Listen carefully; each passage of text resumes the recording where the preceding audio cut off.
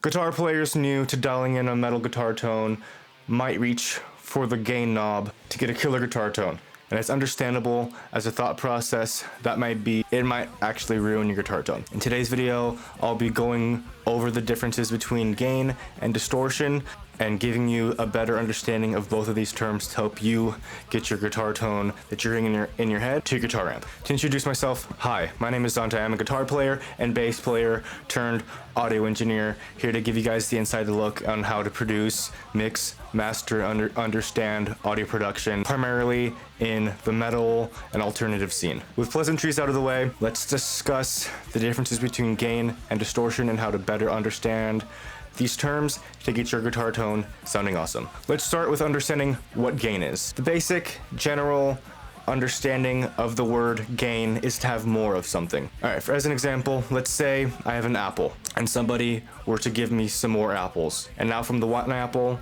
I have 5. I have gained 4 more apples. That definition generally stays the same with gain in audio production. You're basically gaining more signal into an audio device for amplification. An audio device can be anything from a guitar amp, a bass amp, a pedal, a mic preamp, or any other form of audio device.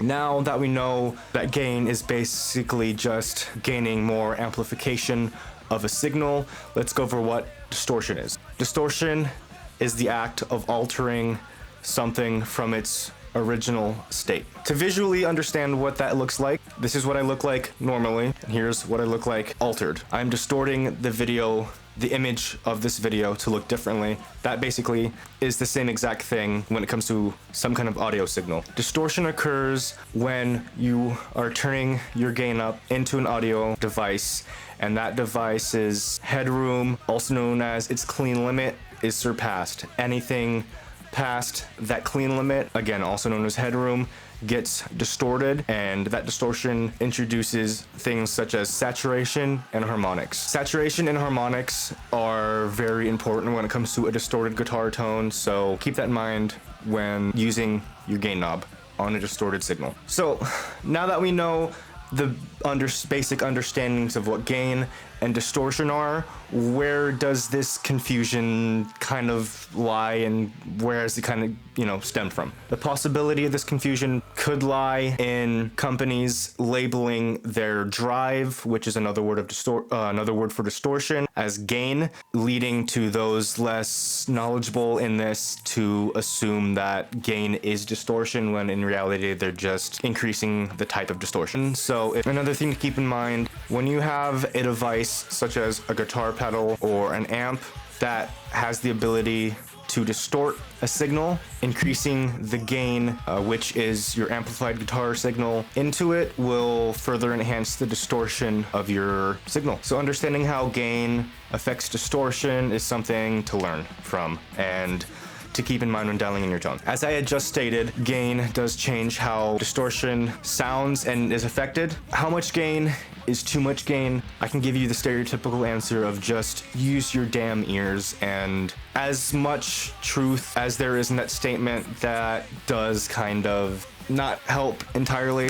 What I'm gonna do for a demonstration is I'm gonna play through a real quick section of Chunk No Captain Chunk's song called Restart. I'm gonna play it through 3 different times. Each time I'm gonna turn the gain up. The first playthrough is gonna have the gain at 0. Second time through, gain is gonna be straight up at 12 o'clock or the noon position on the dial. Last time through, gain's gonna be maxed all the way out. I'm gonna be doing this by reamping the same exact guitar signal, so there are no differences in my performance, the only difference being the one knob. And I just stated, even though I don't really like using the term use your ears in this situation, I kind of do want you to actively listen, and I want you guys to listen to any characteristics changes that you hear in the signal, meaning does the tone become, or does the distortion become brighter, does it become darker, does it become muddier, or does it become more clear? But before you guys answer that, let's go ahead and listen to him real quick.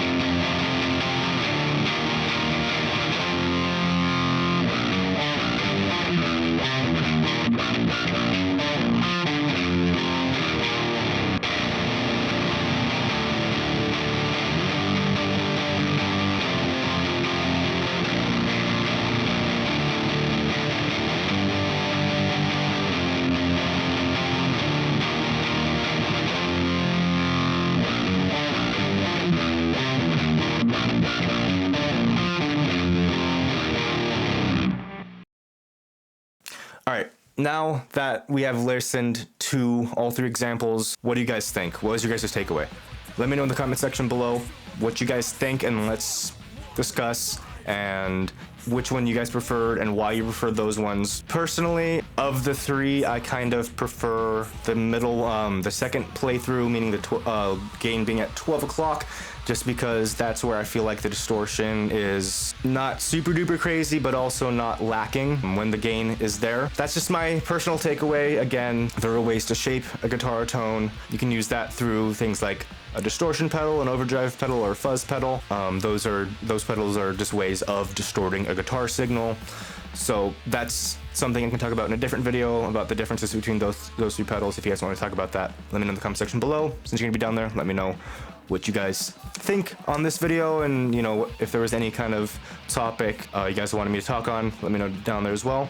Let me know what your guys' takeaways are. That being said, if you guys like today's video, feel free to like, subscribe, and turn on bell notifications to stay up to date with what I'm doing. And if you guys are an artist or a band in need of mixing and or mastering services, click the first link in my description box right down there to be taken to my website, so you guys can find a way to contact me. Let's work together to create something cool and really, really fun. That being said, I'll see you guys in the next video.